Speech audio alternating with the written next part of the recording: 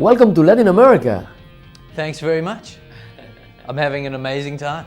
How does it feel to be involved in a production like this?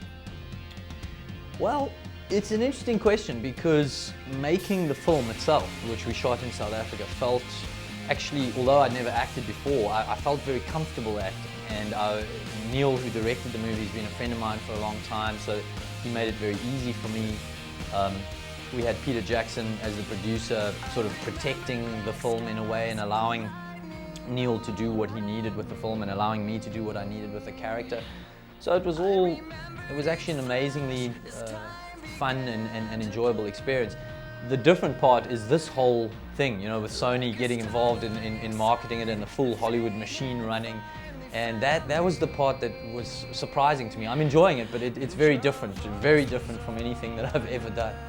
Do you feel comfortable in this character? Are you human or an alien? Yes, I mean, I felt comfortable playing him.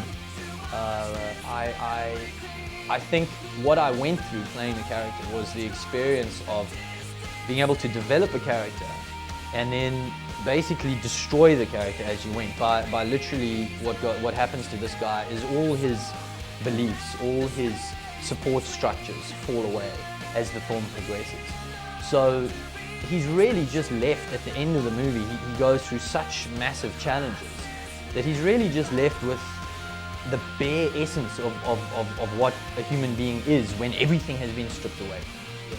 And to me, it's not really relevant. The experience I had to say whether, well, is he human or is he alien, it becomes less important. They're both conscious creatures. They're both sentient beings. They're both aware that they exist.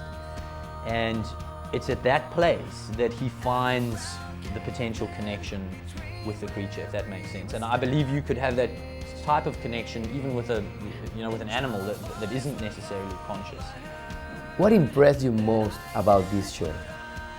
I suppose it was the way that Neil worked, you know, the way that he was able to get such a unique project made and supported at this level, that he was able to give me the rope to improvise all my dialogue, but still have a story structure in place and still pick and choose what he needed to keep the story going.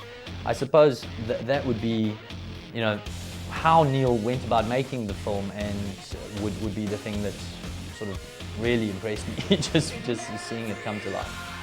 Which do you think is the most important hook of this film? Interesting. I think, you know, within the story, obviously it's the fact that something happens to this guy which is going to seriously test how he sees the world. And that's definitely the strongest sort of story hook for me, without giving too much of the movie away.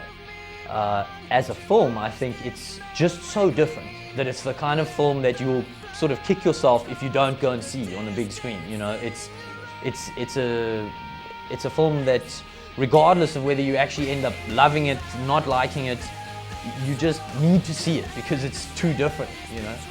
Wait for you in Latin America. When you want, come on. Please, I'll come down to Venezuela. Thanks, man. Thanks for your time. Cheers.